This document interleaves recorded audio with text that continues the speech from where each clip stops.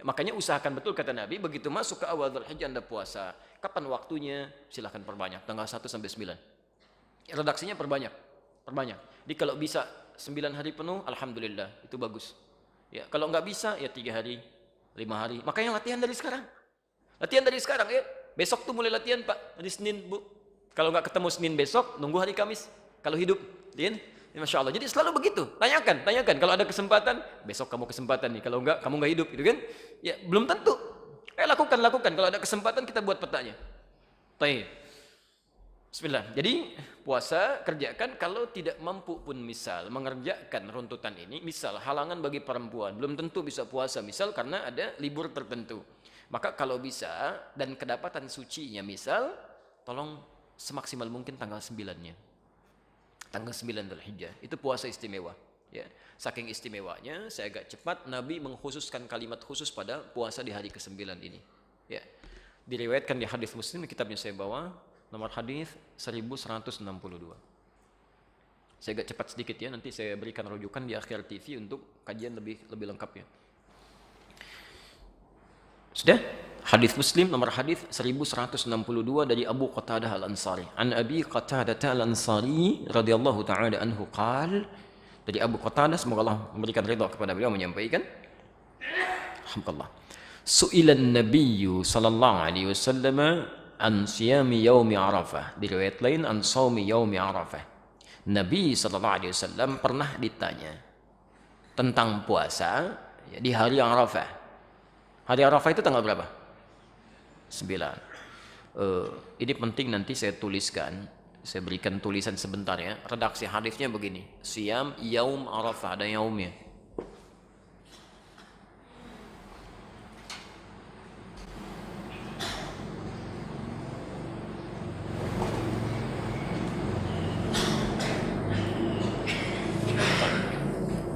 Ingat ya, Siyam Yaum Arafah. Suka agak keliru, sebagian orang mengatakan Saum Arafah.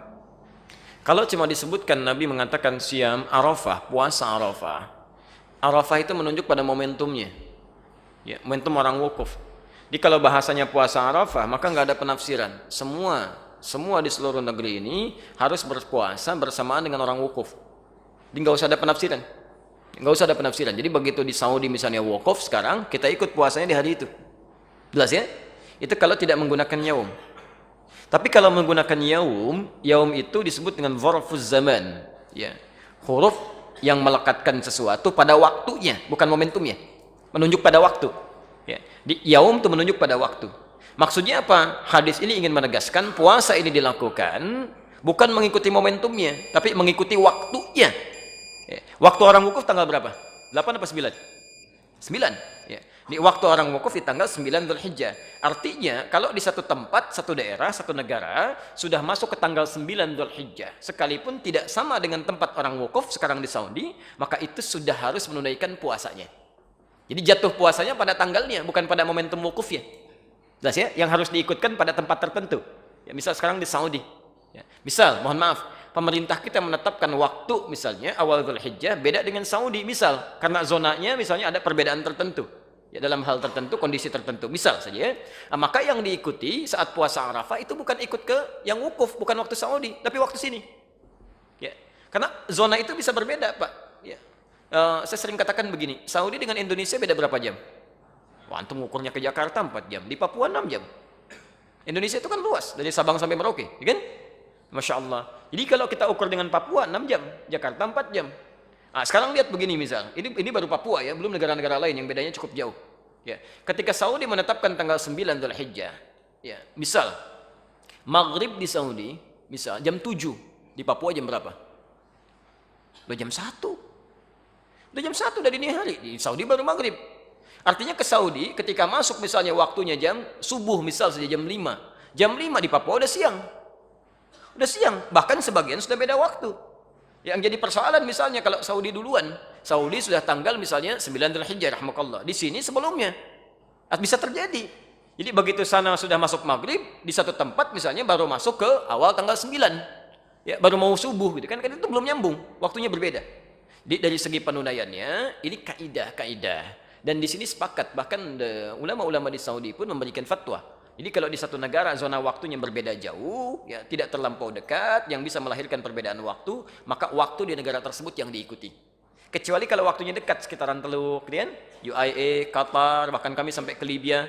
Itu kalau Saudi musim haji sudah ikut waktu Saudi, ya nggak ribut-ribut lagi.